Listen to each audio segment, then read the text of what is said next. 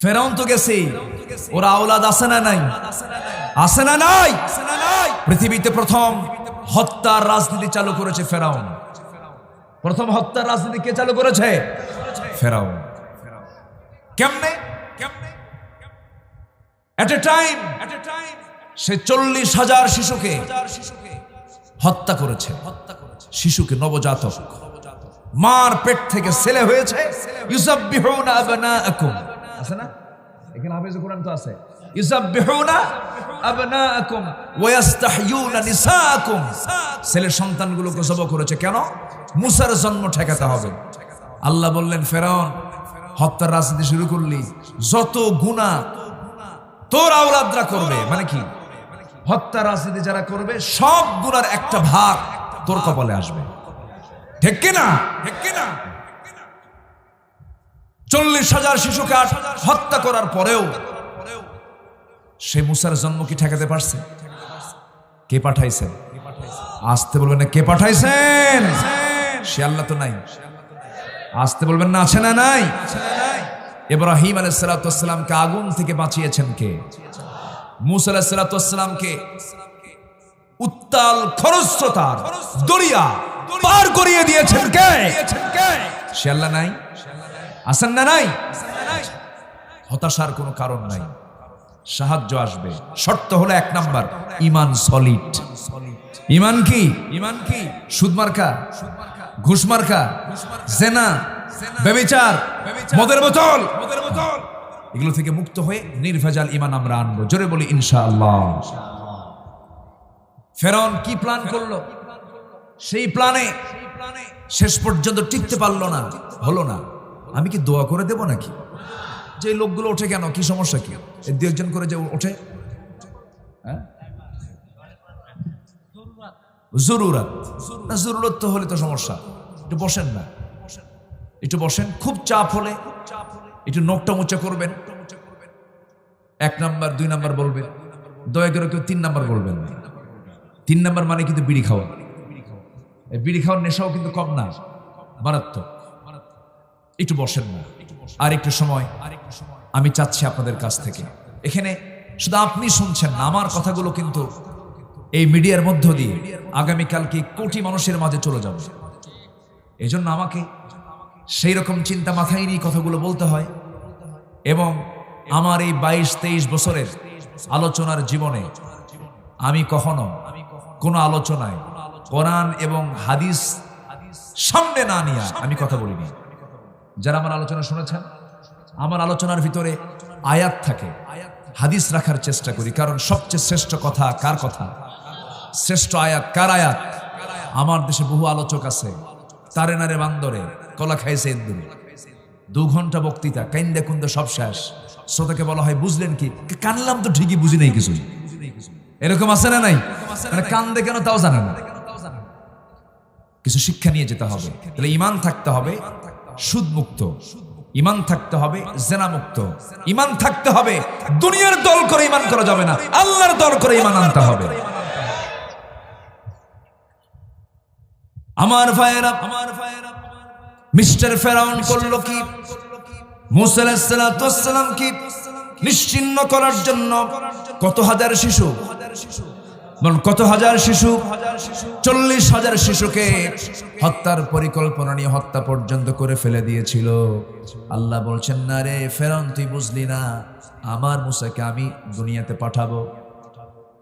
শুধু পাঠাবোই না, তোর চোখের সামনে আমার মুসাকে বড় করব। বড় করা হলো। বড় হলেন কার বাড়ি? আসতে বলবেন না কার বাড়ি? ইতিহাস কম বেশি সবার জানা আছে। মুসার দাওয়াত সবচেয়ে বেশি কার্যকর হয়েছে ফেরাউনের বাড়িতেই। ইসলাম কবুল করছেন কে? বলেন, কি ইসলাম কবুল করেছেন? আসিয়া। নবীর দাওয়াত চলে গেছে রাজ দরবারে। কি দাওয়াত তাদের ছিল, কি মজবুত দাওয়াত তাদের ছিল। রাজ দরবারে পর্যন্ত হানা দিয়েছে তার দাওয়াত। আসিয়া আলাইহিস সালাম মুসা আলাইহিস সালামকে ছোট্টবেলায় নদীর কিনারে থেকে তুলে আনলেন, কাঠের বাক্সে করে ছেড়ে দিয়েছে মা। সেই কাঠের বাক্স পাঠায় দিয়েছেন কে? কি বলে? ওয়াউহা ইলা উম্মি মুসা আন আরদিহি ফাইন খিফতি আলাইহি ফালকিহি ফিল ইয়ামমি ওয়ালা তাখাফি ওয়ালা তাহজানি।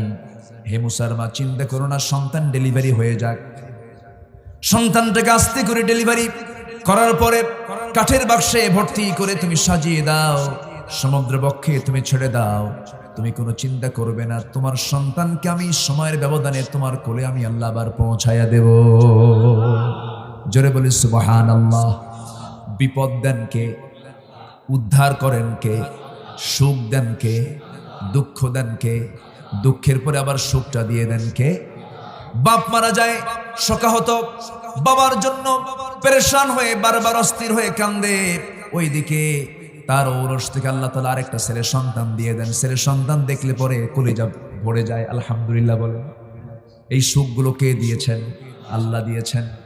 আমার ভাইয়েরা, মুসা আলাইহিস সালাতু ওয়াস সালামকে সেই দরিয়া থেকে আসিয়া আলাইহিস সালাতু ওয়াস সালাম কেউ তুলতে পারে না, বাক্সটা কেউ খুলতে পারে না, অটোমেটিক সুইচ সিস্টেম, কেউ হাত দিলেও খোলে না। আসিয়া যখন হাত দিলেন, হাত দেওয়ার সঙ্গে সঙ্গে মুখটা খুলে গেল। কাঠের বাক্স খোলার সঙ্গে সঙ্গে দেখতে পেলেন ভ্রু যুগল, ডাহুক ডাহুক চোখ, কালো কেশ, সুন্দর চেহারার একজন নবজাতক বাচ্চা সেই কাঠের বাক্সের ভিতরে সুন্দর করে কোলের মধ্যে উঠায় নিলেন। তার কোনো ছেলে সন্তান ছিল না, কয়েকটা মেয়ের সন্তান ছিল। মনে মনে চিন্তা করলেন, না না, এই সন্তানকে আমি কাউকে দেব না, এই সন্তানটাকে আমি এই দরবারেই বড় করব। আমার খুব পছন্দ হয়ে গেছে। আল্লাহ কই ঠিক আছে, আসিয়ে নিয়ে যা। জোরে কোন সুবহানাল্লাহ। সুন্দর করে কোলে করে নিয়া মূল দরজার মূল গেটের ফটকের ভিতর দিয়ে যখন যাচ্ছিলেন, ফেরাউন রামসিস সামনে দাঁড়ায় বলছে, হে আসিয়া, তোমার কোলেটাকে কুররাত আইনিল লি ওয়ালাক, আমার চক্ষু শীতলকারী, আপনার চক্ষু শীতলকারী সন্তান চেয়ে দেখেন। এমন সুন্দর সন্তান আপনি জীবনে দেখেন নাই। সঙ্গে সঙ্গে ফেরাউন যখন তার চেহারার দিকে নজরটা দিয়েছে, নজর দেওয়ার সঙ্গে সঙ্গে মনে মনে ভাবতেছে, এত সুন্দর চেহারা কি মানুষের হয় নাকি? এটাই বুঝি মনে মনে মনে হয় মুসা। ওর ভয় কি ঢুকছে? কিসের ভয় ঢুকছে? কিসের ভয় ঢুকছে বলেন? মুসার ভয় ঢুকে গেছে। সঙ্গে সঙ্গে আসিয়া বলছেন, আমার স্বামী, আপনার চেহারা এমন ফ্যাকাশে হয়ে গেল কেন? এবার ফেরাউন বলছে, আসিয়া শোনো, 40,000 শিশুকে মারলাম রাজনীতি পাকাপোক্ত করার জন্য। কি পাকাপোক্ত করার জন্য? ক্ষমতা পাকাপোক্ত করার জন্য 40,000 শেষ করলাম। আমার আইন আমি লঙ্ঘন করব, কেমন করে হয়? আমার দরবারে তুমি আইন লঙ্ঘন করবে, আমি মানুষকে মুখ দেখাবো কেমনে? আসিয়া বলছেন, শোনেন, বাতির তলে অন্ধকার। বাতির তলে কি অন্ধকার? যা করেন করেন। তাহলে বাতিল নেতারা আইন খাটায় মানুষের মাঝে, নিজের মাঝে আইন থাকে না। ঠিক কিনা? নিজের মাঝে আইন থাকে না। আইন সবার জন্য কি? আইন সবার জন্য। খলিফা ওমরের সময় ছিল আইন সবার জন্য, খলিফায়ে রাশিদিনের সময় আইন সবার জন্য সমান। কেমন সমান ছিল? যদি সময় থাকে শেষের দিকে গিয়ে খলিফায়ে রাশিদিনের বিচার কেমন ছিল, আইন কেমন ছিল একটু বলার চেষ্টা করব। ঈমান কাকে বলে? সেই সমস্ত সাহাবীরা হচ্ছে তার উজ্জ্বল প্রমাণ। আল্লাহু আকবার বলেন। এই লাইনে যখন আসলাম একটু বলে ফেলি। ফেরাউন বলতেছে, আসিয়া শোনো, কোনো কথা নাই, আমি এটাকে মেরে ফেলবো। কেন? আইন লঙ্ঘন করতে পারবো না। আসিয়া বলছেন, আপনি কি আমাকে ভালোবাসেন নাকি? অবশ্যই ভালোবাসি তোমাকে। আমি একে মারতেই দেব না। আমি একে এই দরবারে বড় করব। আমার ভাষা আপনার ভাষা, আমার চেহারা আপনার চেহারা দেখে বড় হবে, উত্তরসূরি হবে, একে আমি মারতে দেব না। ফেরাউন কয়, ঠিক আছে, নেতা যত বড়ই হোক, বইয়ের কাছে তো কায়েত। এরকম হয় না? পারে না তো। শেষ পর্যন্ত বলে ফেললো, ঠিক আছে, তোমার কথাই থাকলো। তবে এখন এই বাচ্চাটার তো মা নাই, এই বাচ্চাকে দেখবে কে? আসিয়া বলছেন, আপনি দেখবেন। আপনি ব্যবস্থা করেন। কি ব্যবস্থা? ধাত্রী খোঁজেন, গোটা দেশে ফরমান জারি করেন। গোটা দেশে ফরমান জারি করলো। হামানকে ডাকলো, মন্ত্রী পরিষদকে ডেকে বললো, এই দেখো তো ধাত্রী কই। গোটা দেশ থেকে অনেক মা আসলো দুধ খাওয়ানোর জন্য। কারো স্তন মুসা মুখে নেয়নি না। 3 দিন গেল। কয়দিন গেল বলেন? কয়দিন? 3 দিন না খেয়ে থাকলে বাচ্চার কি অবস্থা হতে পারে? মেডিকেল সায়েন্স বলছে যে একটা বাচ্চা যখন মার পেট থেকে আসে, 3 দিনের রিজার্ভ খাবার নিয়ে বাচ্চা দুনিয়াতে আসে। কয়দিনের? কি চষে? কি চষে? আঙ্গুল চষে। এই আঙ্গুলের ভিতরে, পেটের ভিতরে রিজার্ভ কিছু খাবার থেকে যায়। মুসা আলাইহিস সালামের চোখটা একটু গর্তের মধ্যে চলে গেছে। তাফসীরে এসেছে এই 3টা দিন কোনো খোঁজ খবর নাই, কোনো বাচ্চাটা কারো দুধ নেয় না মুখে। হঠাৎ করে একজন মহিলা চলে আসলেন। মহিলা এসে বলছেন, আসিয়া শোনো, আমার জানা মতে একটা খবর আছে। কি খবর বলেন? অমুক জনপদে এক মহিলা আছে, খুব আবেদা সালেহা, পরেশগারিনী, খুব ভালো। ওই মহিলাকে যদি এখানে নিয়ে আসা হয়, ওই মহিলাকে সে মা বানাতে পারবে, সে তার মনে দুধটা খেতে পারবে, তাকে পছন্দ করবে। আসিয়া বলছে, দেরি তাড়াতাড়ি না করে তাড়াতাড়ি নিয়ে আসো, দ্রুত গতিতে নিয়ে আসো। এবার যে মহিলা এই সংবাদটা দিয়েছে সেই মহিলা হচ্ছেন মুসার ছোট খালাম্মা। যেরকম সুবহানাল্লাহ। নদীর কুল ঘেঁষে ঘেঁষে এসেছেন। সূরাতুল কাসাস যারা পড়েছেন, সূরাতুল কাসাসের মধ্যে বিশাল ইতিহাস আল্লাহ পাক তুলে ধরেছেন। এরপরে কি হলো? মাকে ডেকে আনা হলো। মা যখন সন্তানকে কোলে নেয়, মার গায়ের গন্ধ সন্তান টের পায় কি পায় না? আসতে বলবেন না, পায় কি পায় না? অন্য মায়ের গন্ধ একরকম, নিজের মায়ের গন্ধ আরেক রকম। মা সন্তানের গন্ধ পেয়েছেন, সন্তান যখন মায়ের গন্ধটা পেয়েছেন, সুন্দর করে কোলের মধ্যে নিয়ে স্তনটা খুলে দেওয়া হলো। দুধ খাওয়া শুরু হয়ে গেল। আসিয়ার মুখে হাসির ঝিলিক দেখা দিয়ে দিল। আসিয়া বলছে, শোনো ও মহিলা, আমি তোমাকে কিন্তু এই দরবার ছেড়ে যেতে দেব না অন্তত 2 বছর। এবার মুসলমান মনে মনে আমি তো এটাই চাই। যেরকম সুবহানাল্লাহ, আমি তো এটাই চাই। যেমন কথা তেমন কাজ। এবার বলতেছে, শোনো, তোমাকে এমনি এমনি রাখবো না। তুমি যেহেতু এই রাজ দরবারে তোমার চাকরি হয়ে গেল, দুধ খাওয়াতে হবে, তোমাকে এমনি এমনি রাখবো না। এই বাচ্চার জন্য দক্ষিণা হাওয়া বয়, দক্ষিণা বাতাস বয়, এমন একটা সুন্দর শীতাতপ নিয়ন্ত্রিত এয়ার কন্ডিশন একটা রুম তোমার জন্য বরাদ্দ দিয়ে দিলাম, এবং তোমাকে মাসে মাসে বেতন দিয়ে দেব। সবচেয়ে বেশি বেতন তোমাকে দেওয়া হবে। আল্লাহ বলছেন, ফেরাউন রে, রাজনীতি পাকাপোক্ত করার জন্য, ক্ষমতায় থাকার জন্য এত ষড়যন্ত্র করলি, 40,000 শিশুকে হত্যা করলি, দেখ আমি সেই মুসাকে তোর ঘরের 1 নম্বর রুম দখল করায়া দিলাম। যেরকম সুবহানাল্লাহ। এবং মুসার মা দুধ খাওয়াবে, মাসে মাসে আবার বেতনও নেবে। আল্লাহু আকবার বলেন।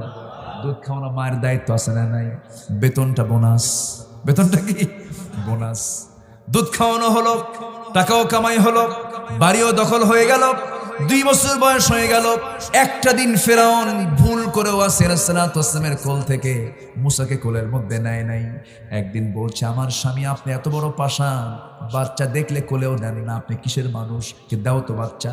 কোলের মধ্যে নিয়েছে, নতুন কোলে বাচ্চা সহজে উঠতে চায়। আবার একে তো ফেরাউন, এইদিকে মুসা, দ্বন্দ্ব আছে না নাই? আসতে কবেন না, আছে না নাই? Negative positive, negative positive. Negative যখন পজিটিভে চলে গেছে, মুসা হচ্ছেন পজিটিভ। মুসা কি?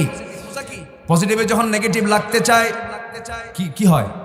ফায়ার হয়, বিকর্ষণ হয়, ধাক্কা লাগে। কিন্তু ফেরাউন করলো কি? জোর করেই স্বৈরাচারী কায়দায়। সুমো তো জোর করে খাওয়া যায় না, বাচ্চাকে আগে সময় দিতে হয়, কোলে নিতে হয়, চকলেট দিতে হয়, আদর করতে হয়, স্নেহ দিতে হয়, আদর করতে হয়, একটু লোভ ধরাতে হয়। কিন্তু ফেরাউন করলো কি? স্বৈরাচারী কায়দায় জোরপূর্বক আসিয়াকে সন্তুষ্ট করার জন্য কোলের মধ্যে নিয়ে যখন চুমু খেতে উদ্যত হয়েছে, বারবার মাথাটা সরায় নেয়, মুখটা সরায় নেয়। সঙ্গে সঙ্গে মুসার কাছে মেজাজ খারাপ হইয়া প্রথম মেজাজ প্রকাশ পায় কয় বছরে? বলেন কয় বছরে? 2 বছরে। 2 বছর বয়সের মুসা আলাইহিস সালাম মেজাজটা তার প্রকাশ পেয়ে গেল যখন জোর করে, যখন স্বৈরাচারী কায়দায় চুমু খেতে উদ্যত হয়েছে। ডান হাতটা আস্তে করে বের করে প্রাস করে একটা থাপ্পড় মারছে গাল বরাবর। থাপ্পড় খায়া ফেরাউন বলছে, আসিয়া তাড়াতাড়ি আসো, সন্তান কোলে নাও। এমন থাপ্পড় আমার জীবনে আর কপালে জোটে নাই। কি কথা কি বুঝতেছে? এমন থাপ্পড় তো আমার কপালে জোটে নাই। কি থাপ্পড় হাঁকালো! আমি নিশ্চিত এটা আল্লাহর নবী হবে, এটাই মুসা হবে। এবার বলতেছে, আমার স্বামী আপনার কি মাথা খারাপ নাকি? সব জায়গায় মুসা করে বেড়ায়। আমার ভাইরা, অসম্ভবকে সম্ভব করতে পারেন কে? আসতে বলবেন না কে? কার ঘরে কে পয়দা হয় একমাত্র কে জানেন? আসতে বলবেন না কে জানেন? কুফুরের আস্থা করে ইমানের ফুটন্ত গোলাপ জন্ম নিয়েছে, এমন ঘটনা আছে না নাই? আবু জেহেল ইমানের একটা আস্থা করে। আবু জেহেল হচ্ছে একটা জঘন্য, সেই জঘন্য ঔরস থেকে এসেছে। ইকরামা বিন আবু জেহেল একজন বড় সাহাবী, যার হাতে মুসাইলামাতুল কাজ্জাব দুনিয়া থেকে বিদায় নিয়েছে। একজন সাহাবী। আল্লাহু আকবার বলেন। একজন কাফের আবু জেহেল, জঘন্য। গোটা পৃথিবীর ইতিহাসে সবচেয়ে জঘন্য কে? সে আবু জাহেলের ছেলে হলো একজন সাহাবী। আল্লাহু আকবার বলবেন না? মুসা আলাইহিস সালাতু ওয়াস সালাম ধীরে ধীরে বড় হতে লাগলেন, যৌবন পেয়ে গেলেন। ওনার ভিতরে একটা রাগ বেশি ছিল, সে রাগের একটা বহিঃপ্রকাশ আবার ঘটলো নবুয়তের রাগ দিয়ে। 25 কি 26 বছর বয়স, তাফসীর এসেছে ওনার কাছে এসে এক কিপ্তি ফেরাউনের গোত্রের একটা লোক এসে মাতব্বরি করতেছে, আমার এটা ভুল না, এটা আমার ঠিক। মুসা বলছেন তুমি এটা ঠিক করো না, এটা তোমার ভুল। না আমার ঠিক, না ভুল, না ঠিক, না ভুল। হাত গেছে সামনের দিকে, মারছেন এক থাপ্পড় মারো সারা ডেড বডি মরে গেছে। মরে যাওয়ার সঙ্গে সঙ্গে এখন বলতেছে আল্লাহ দোষ কিন্তু আমার না। আল্লাহু আকবার বলবেন না? জোরে বলি আল্লাহু আকবার। দোষ কিন্তু আমার না। কে দোষ কার? আমি তো ওকে মারার নিয়তে মারি নাই, শাসন করার নিয়তে মারছি। মারছো তুমি আল্লাহ নিজে। জোরে কোন সুবহানাল্লাহ, জোরে বলি সুবহানাল্লাহ।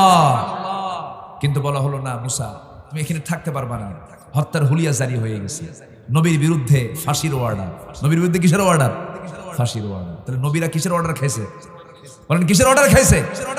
হত্যার হুকুম জারি হয়েছে আমার নবীর শানে। রাসূল মক্কা ছাড়লেন যেদিন, হিজরতের রাতের আগের রাতে দারুন নাদওয়ার সংসদীয় পার্লামেন্টে আবু জেহেল আইন পাস করেছে, মুহাম্মাদের কল্লা তোমরা কেটে আনলা। জোরে করে নাউজুবিল্লাহ। কেন কেন কেন? এর মূল কারণ হলো ঈমান আনতে হবে সাক্কা, সুদ মুক্ত, জিনা মুক্ত, মদ মুক্ত, অসামাজিক কাজ মুক্ত। একমাত্র সলিড ঈমান আনতে হবে। ঈমানদার কোনো শিরকের কাজে যাবে না, ঈমানদার শিরকের ধারে বসে যাবে না, ঈমানদার দুনিয়ার তৈরি করে কোনো আইনকে বিশ্বাস করবে না, করবে না, করবে না। রাসূল যখন এমন দাওয়াত দিলেন তখন রাসূলের বিরুদ্ধে হত্যার হুলিয়া জারি হয়ে গেল। মুসা দেশ ছাড়লেন, দেশ ছেড়ে যেদিক চোখ যায় সেদিক চলে গেলেন মাদিয়ান। কোথায় চলে গেলেন? হ্যাঁ, মাদিয়ান চলে গেলেন। যে কূপের ধারে প্রচন্ড তৃষ্ণা, মানুষের ক্ষুধা বেশি লাগে না তৃষ্ণা বেশি লাগে? বলেন বলেন, ক্ষুধার যন্ত্রণা বেশি না তৃষ্ণার যন্ত্রণা বেশি? তৃষ্ণা। খাবার পরে পেলেও সমস্যা নেই, কিন্তু পানি ছাড়া উপায় নাই। ওয়াজআলনা মিনাল মাই কুল্লা শাইইন হাইয়িন। প্রত্যেকটা প্রাণের সাথে পানির সম্পর্ক আছে না নাই? কি হলো? পানির সন্ধানে কূপের ধারে দাঁড়ালেন। কূপের ধারে দাঁড়ানো মাত্রই কূপের কাছে গেলেন, পানি তুলে পানি পান করলেন। সঙ্গে সঙ্গে দেখলেন একজন মহিলা সামনে দাঁড়ানো, হাতে বালতি নেওয়া। বলছেন কি সমস্যা তোমাদের বলো, কূপ থেকে পানি তুলবো, আমরা তুলে নিয়ে যাও। মহিলা মানুষ বাইরে কেন? আমরা পারবো না। কেন পারবে না? ঢাকনা টান দিতে 7-8 জন শক্তিশালী পুরুষের প্রয়োজন হয়, সবাই পানি তুলে নিয়ে যাবে, এরপর অবশিষ্ট পানি আমরা তুলে নিয়ে যাব। সঙ্গে সঙ্গে মুসা বলছেন না, বেচারা মহিলা মানুষ, একটু উপকার করা দরকার। তাহলে যে সমস্ত সমাজে অনেক সময় বিপদগ্রস্ত মহিলা হয় তাদের পাশে দাঁড়ানোর দরকার আছে না নাই? বিপদগ্রস্ত মহিলার পাশে দাঁড়ানো কি দরকার আছে না নাই? আচ্ছা। আবার ইউসুফ আলাইহিস সালাম নারীকে সামনে পেয়েছিলেন, উনি পড়েছিলেন ফিতনায়। সেই ফিতনা থেকে তিনি নিজেকে মুক্ত করেছেন, ফিতনা মুক্ত হয়েছেন ঈমানের জোরে। কিসের জোরে? বলেন বলেন কিসের জোরে? ঈমানের জোরে। কিন্তু মুসা আলাইহিস সালাম বলেন ঠিক আছে, বালতি দিয়ে দাও। বালতি নিলেন, কূপের ধারে গেলেন, ঢাকনায় হাত দিলেন। 7-8 জন যুবক মানুষ যে ঢাকনা টান দিতে যুবকের প্রয়োজন হয়, মানুষের প্রয়োজন হয়, উনি করলেন কি, বাম হাতে ধরলেন, সেই ঢাকনা হাত দিয়া ধরে ফিকে মারলেন। 14 হাত দূরে গিয়ে সিটকে পড়ে গেল। মহিলা থরথর করে কাঁপে আর ভাবে এটা মানুষ না অন্য কিছু। বালতি পরে পানি তুলে দিয়ে বলছে যাও সোজা বাড়ির দিকে চলে যাও, সন্ধ্যার পরে মেয়েদের বাইরে থাকতে নেই। কিন্তু আমার দেশে সন্ধ্যার পরে পুরুষ বেশি না মহিলা বেশি? মার্কেটে পুরুষ বেশি না মহিলা বেশি? সুবহানাল্লাহ। কি কবেন?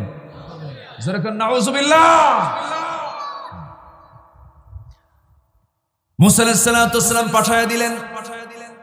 সূর্যাস্ত হওয়ার আগে মেয়ে যখন বাড়িতে পৌঁছে গেছে, মেয়ের বাবা বলছে মা, প্রত্যেকদিন পানি আনতে সন্ধ্যা পার হয়ে যায়, আজকে এত তাড়াহুড়ো করে আসলে কেমনে? ও মা, এর কারণটা কি? বলছে আব্বা, একজন যুবক আছে শাইখুন আজিজ, খুব শক্তিশালী যুবক, গায়ে দারুণ জোর, শুধু ঢাকনা হাত দিল সিটকে পড়ে গেল।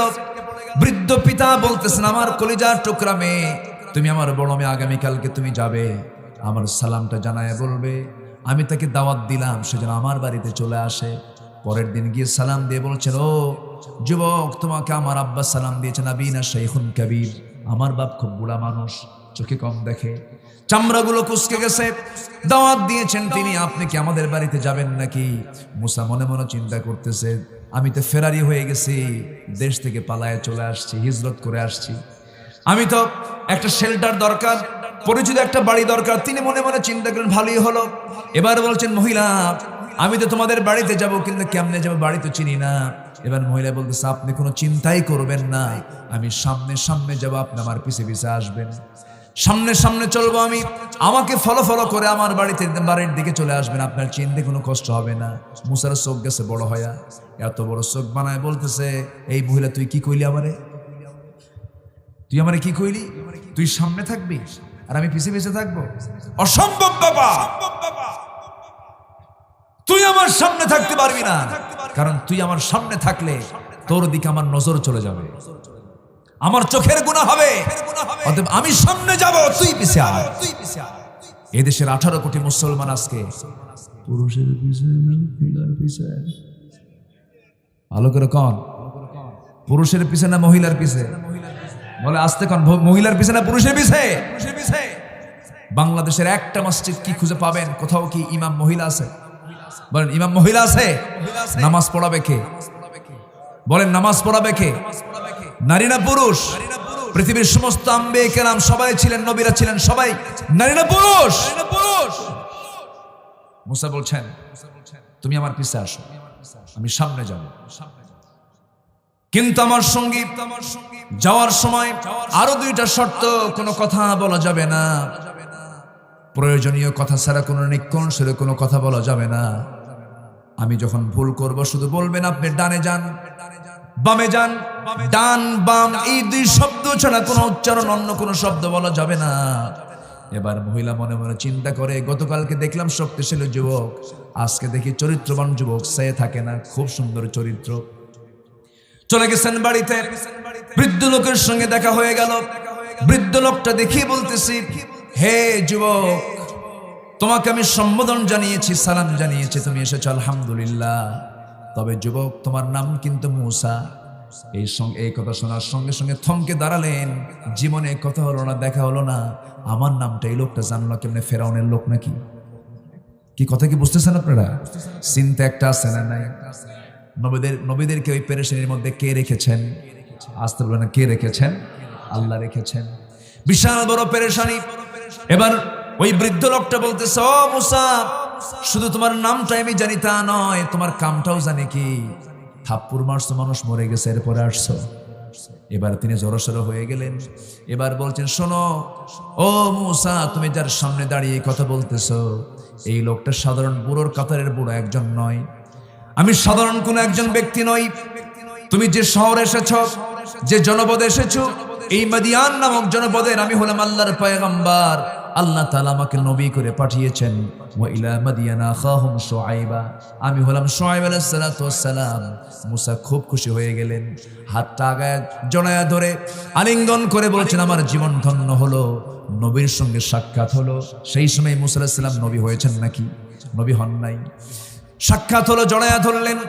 এরপরে বললেন, শোনো, গতকালকে আমার মেয়েকে দেখেছ, আজকেও তুমি আমার মেয়েকে দেখেছ, আমি এই 2টা মেয়ের যে কোনো একটা মেয়েকে তোমার সঙ্গে বিয়ে দিতে চাই, বিয়ে করবা নাকি? মুসা দেরি না করে সঙ্গে সঙ্গে তৎক্ষণাৎ বলে ফেললেন, যদি দেন এখনই বিয়ে করব। কি কথা কি বুঝতেছেন? উনি সবকিছু তাড়াহুড়ো করতেন। মুসা আলাইহিস সালাতু ওয়াস সালাম এই কথা বলা মাত্রই শুআইব আলাইহিস সালাতু ওয়াস সালাম বললেন, শোনো, এই মুহূর্তে আমার মেয়েকে তোমার হাতে যদি তুলে দেই, আমার মেয়েকে তুমি ঠিক আছে ঘরে রাখবা, আদর করবা, সোহাগ করবা, তবে একটা বিষয়, সেটা হলো তোমার ব্যাকগ্রাউন্ড কিন্তু ভালো না, থাপ্পড় মারলেই মানুষ মরে যায়, আমি কেমনে তোমাকে বিয়ে দেব? অতএব আমার কিছু কন্ডিশন আছে। কি কন্ডিশন? কন্ডিশন হলো, আমার বাড়িতে কিছু ছাগল আছে, সেই ছাগলগুলো তোমার পালতে হবে 8 বছর। 8 বছর করলে পরে অনার্স কোর্স পূরণ হয়ে যাবে, 10 বছর পূরণ করলে পরে মাস্টার্স কোর্স হয়ে যাবে। তুমি অনার্স কোর্স করবা না মাস্টার্স কোর্স করবা? মাস্টার্স করলেই ভালো হয়। 10 বছরে তিনি ছাগল পাললেন, ইবনে কাসির এসেছে 10 বছর পর্যন্ত ছাগল তিনি পালন করলেন। সবচেয়ে যত প্রাণী আছে এর মধ্যে সবচেয়ে বাঁকা প্রাণী কোনটা বলেন? কোনটা বলেন? এই ছাগল পালার দায়িত্ব নিয়েছেন মুসা আলাইহিস সালাম। 10 বছর ছাগল পাললেন।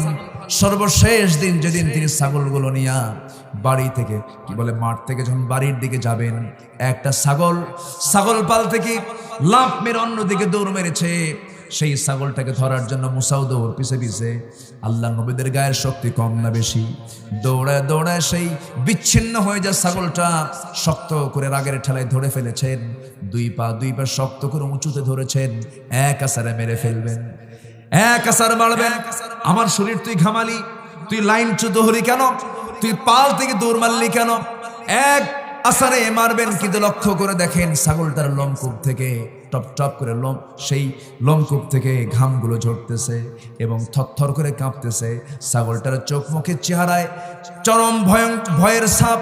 এই ভয় দেখে মুসার মধ্যে দয়া হলো। মনে মনে চিন্তা করলেন, আহারে এ তো মানুষ না, এ তো ছাগল, এর কোনো ইলম কালাম নাই, কিচ্ছু বোঝে না, মাইরা লাভ কি?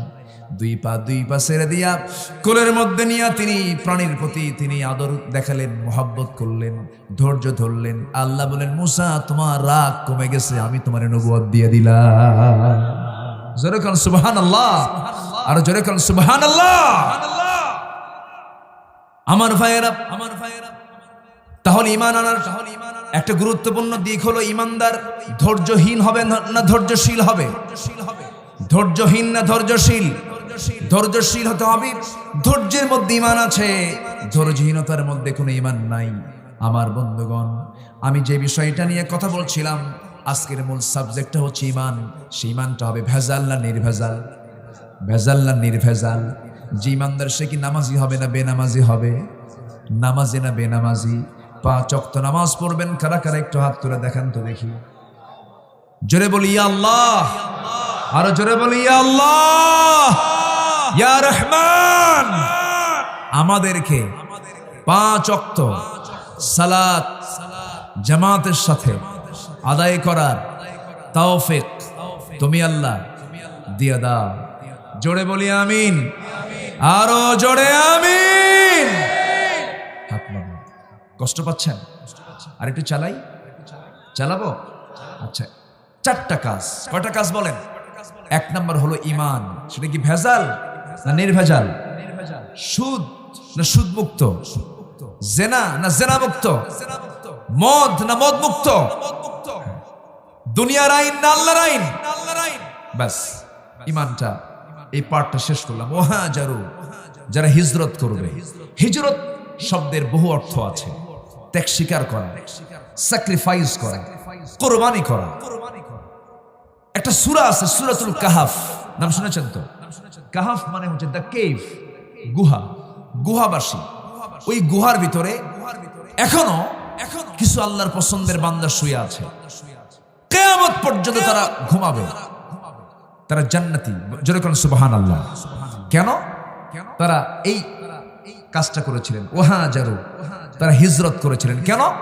জালিম শাসক তাদেরকে কন্ডিশন দিয়েছিল, ঈমান যদি না ছাড়িস হত্যা করা হবে, শুলে চড়ানো হবে। কিন্তু তাদেরকে মোকাবেলা করার মতো তাদের সমর শক্তি, জনবল শক্তি ছিল না। তারা আশ্রয় চেয়েছেন কার কাছে? আসতে বলবেন না কার কাছে? শেষ পর্যন্ত তারা হিজরত করলেন, ঘর ছাড়লেন, বাড়ি ছাড়লেন, সব ছেড়ে ঘর থেকে বের হয়ে গেলেন। বের হয়ে যাওয়ার পরে, হিজরত করার পরে তাদের বিশ্রামের প্রয়োজন হলো। তারা করলেন কি? একটা গুহার মধ্যে বিশ্রাম নিলেন। সেই গুহার মধ্যে বিশ্রাম নিতে গিয়ে এত লম্বা বিশ্রাম হয়ে গেল যে সেই বিশ্রামের মধ্যে সময়টা কেটে গেল 309 বছর। সুবহানাল্লাহ বলেন। ওয়াজদাদু তিসআ, 309 বছর হয়ে গেল। 300 না 309 বছর হয়ে গেল। 309 বছর ঘুমানোর পর ঘুম থেকে জাগা পেয়ে ক্বালা কাইলুম মিনহুম, একজন আরেকজনকে বলতেছে, কাম লাবিস্তুম, কতক্ষণ থাকলা, কতক্ষণ ঘুমাইছো? একজন কয় 1 দিন, আরেকজন তার থেকে একটু কম অথবা তার চেয়ে একটু বেশি, এর মধ্যে কেটে গেছে 309 বছর। একটু আস্তে বলি সুবহানাল্লাহ, জোরে বলি সুবহানাল্লাহ। তাহলে আল্লাহ কি পারেন না? খাওয়া লাগলো না, কিছুই লাগলো না, 309 বছর ঘুম হয়ে গেছে। 309 বছর ঘুম পাড়ার পর তাদের কি চুলটু ঠিক আছে? নখ ঠিক আছে? পায়ের বডি মানে কাপড় চোপড় ঠিক আছে? না। মুদ্রা টাকা পয়সা কি ঠিক আছে? 309 বছর পর যদি আপনাকে দুনিয়াতে পাঠানো হয়, এই 10 টাকা আছে থাকবে, এই 20 টাকা থাকবে? থাকবে। ঘুম থেকে উঠেই ক্ষুধা লাগছে, একজন বলল চলো আমরা বাজারে যাই। বাজারে গেছে, বাজারে যায় যখন এই মুদ্রা যখন দেখছে, এই মুদ্রা তো 300 বছর আগের মুদ্রা, এই লোকগুলো কোথা থেকে আসলো? শেষ পর্যন্ত তাদের তথ্যগুলো জেনে গেল যে এরা 309 বছর পর তারা জায়গা পেয়েছে। আল্লাহর দ্বীনের পথের দায়ী তারা, আল্লাহর দ্বীনের পথে টিকে থাকতে গিয়ে ইমানদাররা হিজরত করেছে। হিজরতের পুরস্কার হলো আল্লাহ তাআলা তাদেরকে জান্নাতের ঘুম পাড়ায়া দিচ্ছে। জোরে বলে সুবহানাল্লাহ। তারা এখনো ঘুমাচ্ছেন, কিয়ামত পর্যন্ত ঘুমাবেন, আল্লাহর জান্নাতে চলে যাবেন। আমরা হিজরত করব, জোরে বলি ইনশাআল্লাহ। স্যাক্রিফাইস করব, 2 নম্বর কাজ। নাম্বার 3, সময় কম তো না, শুনবেন আপনারা? একটু লম্বা করি, লম্বা করব কি ফজর পর্যন্ত? তাও শুনবেন? ফজর পর্যন্ত সবাই থাকেন, আমি চলে যাই। আমার তো সব দিন, আমার আগামীকালকে আবার মাহফিল আছে, এই জন্য সব দিকে তাকিয়ে আমিও দেখতে চাই। আর কিছু সময় কেউ উঠবেন না, একটু মেহেরবানি করে মাঝখান থেকে ওঠাটা আমি মনে করি আজবের সুস্পষ্ট খেলাফ। যারা বসছেন আগে বসে গেছেন, সেখান থেকে উঠবেন না, বসেন। একটু ধৈর্য নিয়ে বড় বড় মাহফিলগুলোতে গেলে তখন একটু পানি একটু কম খেয়ে আসতে হয়। কি কথা কি বোঝা গেল? মানে টাইট খাবার খেয়ে আসতে হয়। হজে গেলে হাজিরা সাথে কি নাই, কি ভারী খাবার না শুকনা খাবার? শুকনা খাবার। কেন? ঘন ঘন যেন পেশাব না আসে। আমরা যখন হারামে নামাজ পড়তে গেছি, হজ করতে গিয়া, হজ করছেন না, তখন হারামে ঢুকলে পরে, ঢোকার পরে বাথরুম খুঁজতে লাগে আধা ঘন্টা। বাথরুম খুঁজতে কতক্ষণ লাগে? আধা ঘন্টা। এই জন্য কোনো একটা বড় প্রোগ্রামে গেলে তখন একটা প্রিপারেশন নিয়ে আসতে হয়, যেন আমি এতক্ষণ সময় যেন থাকতে পারি। আর যিনি থাকতে পারবে না তাকে ভাবতে হবে যে আমার জন্য একটু সাইড সুটে থাকা লাগে, সামনে থেকে লাফালাফি করলে তো সমস্যা। একটু বসেন। আচ্ছা, কষ্ট পাচ্ছেন না তো? হুজুর কি বিপদে ফালায়া দিলেন? ওয়াজাহাদু, যারা জিহাদ করবে, কার পথে? জিহাদ কিন্তু 2 পথে হয়, একটা শয়তানের পথে আর এটা কার পথে? সেখানে কতল শব্দটা আসছে, কতলুন। ওয়াল্লাযীনা আমানু ইউকাতিলুনা ফি সাবিলিল্লাহ ওয়াল্লাযীনা কাফারু ইউকাতিলুনা ফি সাবিলিত তাগুত। তাহলে যারা কাফের তারাও কিন্তু যুদ্ধ করে। তারা কি আল্লাহর পথে করে? কার পথে করে? তাগুতের পথে, শয়তানের পথে, ইসলামের বিপরীত পথে তারা সংগ্রাম করে। আমরা সংগ্রাম করব কার পথে? আসতে বলবেন না, কার পথে?